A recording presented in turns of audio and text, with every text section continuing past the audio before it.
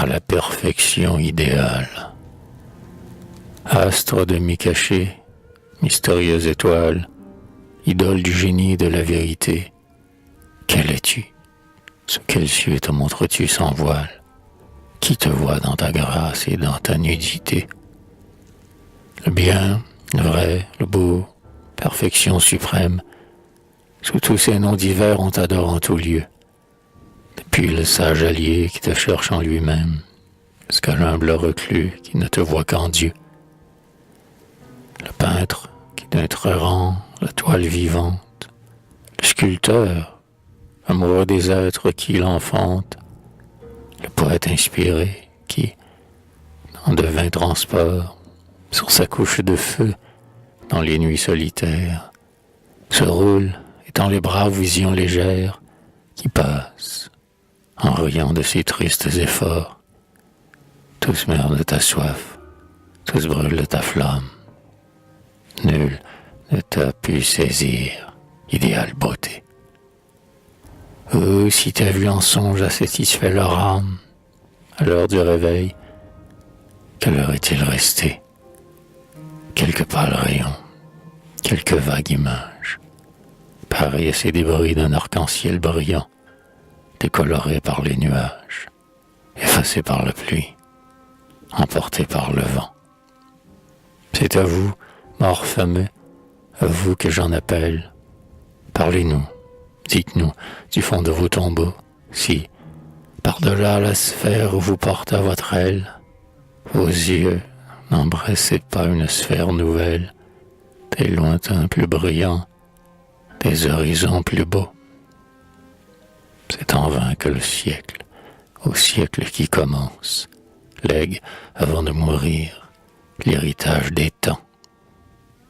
L'homme verra toujours dans un espace immense ce mieux, but ignoré de ses désirs brûlants. Plus il a, plus il veut.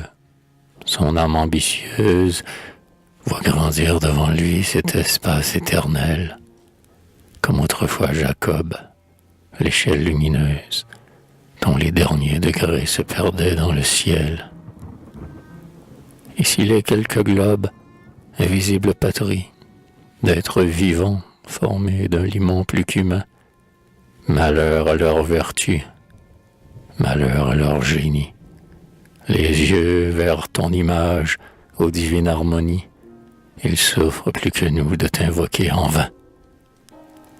Hélas, de t'invoquer dès ma plus tendre enfance. Tu brillais devant moi, dans un lointain obscur, comme un de ces grands monts dont la cime s'élance, sur un vague horizon de vapeur et d'azur.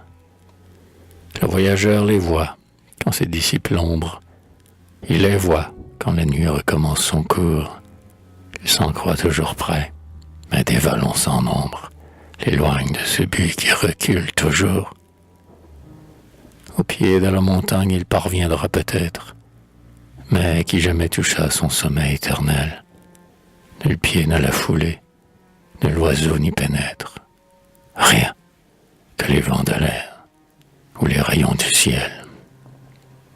Ici tu m'apparais, incertaine, inconnue, beauté que je cherchais dès l'aube de mes jours.